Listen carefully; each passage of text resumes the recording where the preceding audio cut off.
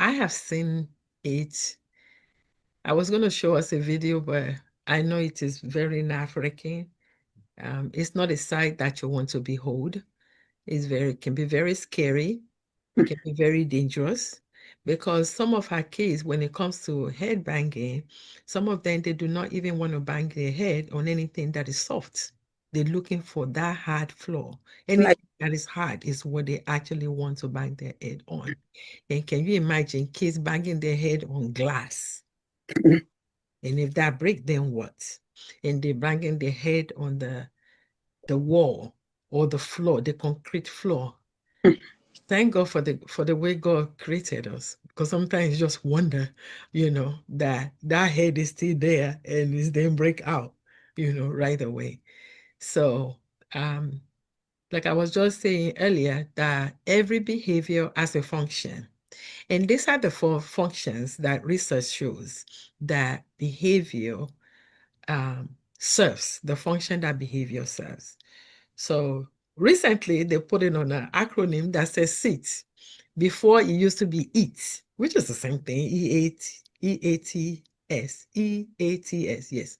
Now they kind of change it around to be SIT, so it can be a little bit easier for people, especially parents, to understand.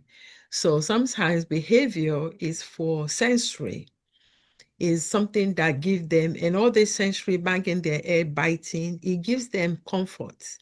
It relieves anxiety from them, and that's why they do it. One of the functions. So that might be one of the reasons. It might be they try to self-regulate, and that's the only way they know to self-regulate themselves. So when that happens, it's important for us, especially with the head banging and biting. We know it is dangerous because sometimes kids will even bite themselves. And sometimes they bite anything and everything, whether it's something that is safe, whether it's something that is not safe. But if it's not for sensory, it might be for escape. It might be something that you ask them to do, they don't want to do it. So you place a demand on them. So they're looking for a way to go and hide. They're looking to run away from it. They don't want to do what you're asking them to do. Sometimes it is for attention. And for attention seeking, we always involve another person. So it might be that you were talking to their siblings, you're engaged with their siblings, and they wanted your attention. So they're going to, they might scream while you're on the phone because they want your attention. So you will know that it is for attention because they saw you engaging with others. And sometimes it might be for tangibles. Sometimes they want an iPad, sometimes they want food, sometimes they want something to drink, sometimes they are hot, sometimes they're wearing clothes that is not that is bothering them, because we know that some of our kids, some clothing bothers them. Even the tag on the clothes sometimes can bother them. So it's important for us to know the function of the behavior, just to let us know. But we want to replace whatever the behavior, the inappropriate behavior, we want to replace it with a more appropriate behavior. And that's always the goal. We want to replace it. And rightly said, safety is number one. So you have to look at what is safe for my child first. Right now, if you're banging your head, then it's time for me to make sure you do not bang your head on something that can harm you. So uh, there's a cranial helmet that they can wear if you know that your child bangs, so they can wear a helmet. Sometimes kids will resist that at first, so you have to find a way to kind of motivate them to wear it, and that can help at least protect the skull from breaking into pieces. Um, Sometimes, because kids might not like to wear the helmet, you want to paddle an area in your house. You can call it like a calm area. You can call it a sensory area. You have it paddled, and have a lot of sensory materials that they will like, maybe like a vibrating pillow, maybe a chewable toy, maybe whatever that give them comfort, some bean bags, cushions, pillows, blankets. It can be weighted blanket, weighted hat, or weighted vest. and create a section, like a corner, where you can always remove them when they're banging their head. If you're able to carry them, take them to that place. And bear hug, really, really, really bear hug, really holding them really tight sometimes can help them and give them comfort as well. Because research shows us that when kids are showing this, different kinds of behavior, sometimes it is because of anxiety. So sometimes it's because of anger, sometimes because of frustration, and then they had to find a way to self-stimulate or self-regulate themselves. So looking for their safety is number one. So if you can create a space in your house that you know that when this happens, I will always remove them to this particular place. And right there, you can leave them. Once you know they're safe, you can leave them, and so you can scream all you want right there. And a lot of time it helps if you're able to walk away. I know for us parents, sometimes it's hard for us, but research has shows that if you know that they're safe, you have them in a place that is safe, you can leave them there and they will calm down faster than if you're there trying to just hold them not to. And that can take longer. um, so for students who bite, so you want to give them a replacement for biting. So it is okay to replace the item that is being bitten. So if they're biting you, there is a way so that you can move. For instance, if you're biting my hand, if you push your hand in to their mouth, then they're going to let you go, because it looks like you're blocking them from breathing when you put your hand in like that, like you block them from breathing, so they're going to stop.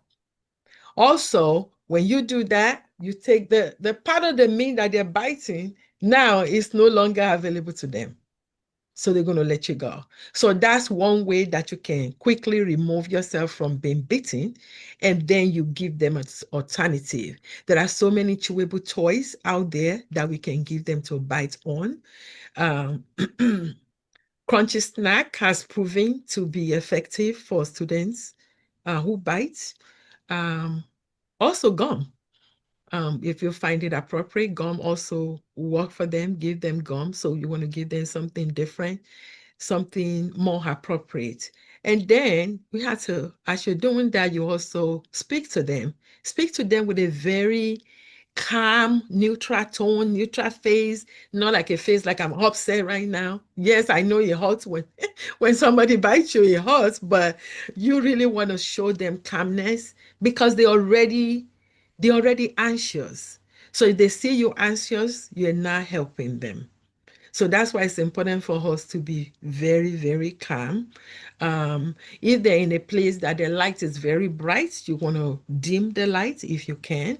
Dim the light, because sometimes bright light bothers our kids. If it's a place that they are and there's a lot of noise, so you want to remove them from the place with a lot of noise. Or if you know that about your child, it would be good to have a noise cancellation headphones. You can give them that headphone right there to use, and then talk to them in a very neutral, your calm, your regular voice, that biting is not okay. We don't bite ourselves. I don't like it when you bite me. You can tell them, okay, I like you to show me gentle, show me nice. Even when they cannot speak, they can hear. So we can speak to them what we want them to do, but very calmly in a very bite-sized chunk, not long sentences, phrases, one word, two words, works for them better. Allow them to blow bubbles if they have issues with biting. So sometimes they just need to they need some stimulation for their lips or for bite, for anything using their mouth. So give them alternative, healthier alternative. So they can blow bubbles. You can have bubbles you can have straw with water, and then they blow into it. Some people they'll had a hand sanitizer or whatever, but because I don't know, the kids might swallow the water, so I'm not going to put anything inside the water. I just give them water, and then with straw, and I'll let them blow into it. So sometimes that will calm them down. And then you want to identify what is the trigger. It's important to know what happened, what is it that actually led to that, so that we can be proactive for next time. And you teach them how to advocate, teach them how to ask for their needs once you've figured out what it is. So that would be very helpful for the child at that time. And about the head banging, the strategies are the same in some ways with the biting, because it's probably the function is probably related or maybe the same.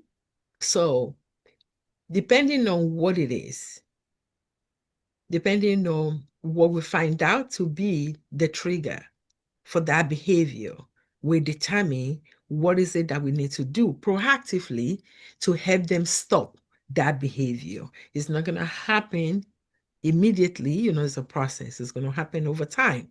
But as always, we have to remain calm. We have to remain calm for our kids, redirect them to a safe area in your house or maybe in the classroom for teachers. And then we have to, if you know that they bang on a regular basis, then we sure have what we call sensory diet. That's what we call it in school. We have to give them some sensory diet. So that means we're giving them opportunity to go through a sensory routine on a routine basis, so that they will be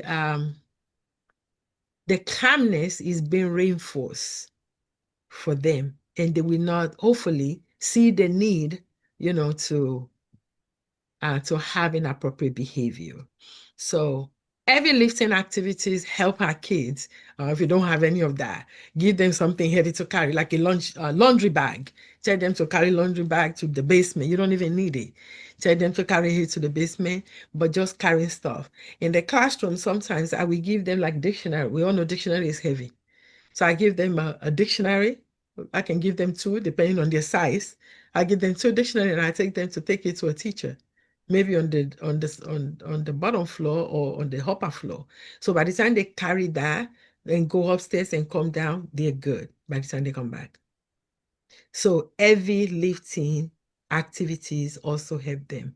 Sometimes it look like punishment, but it actually helps regulate them.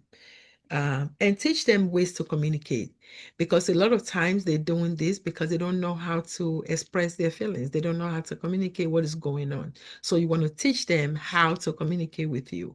However, they communicate, because there are so many forms of communication out there. So even if they do not have the language, they can use visual to communicate.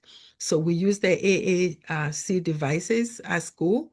It's like a picture communication board, and kids can point to what they need. And you can ask for that from like an occupational therapist. We'll be able to create that for you, that you can use at home if you need it. So sometimes kids will communicate through sign language.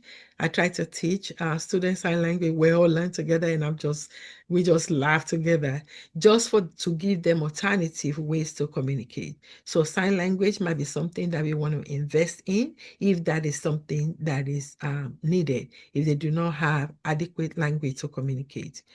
Gestures is another way that they communicate.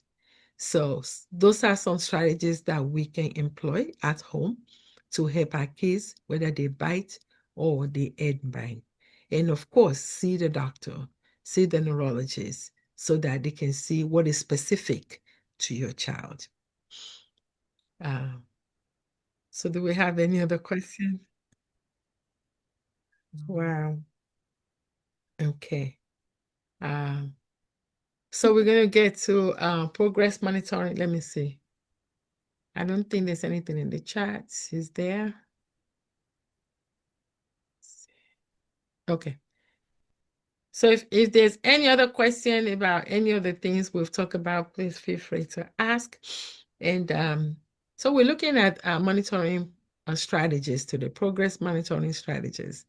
So because all of us have been there before, how have we monitor progress of our students? What worked and what did not work? How do you know your kids are making progress?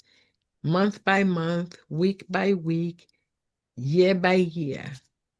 What has worked for you? Anyone?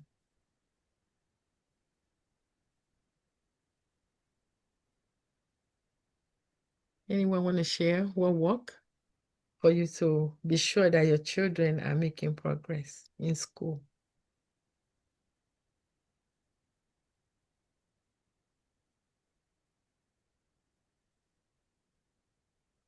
I know some of us have,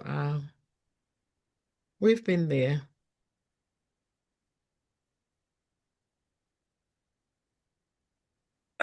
One way that I did that monitoring was that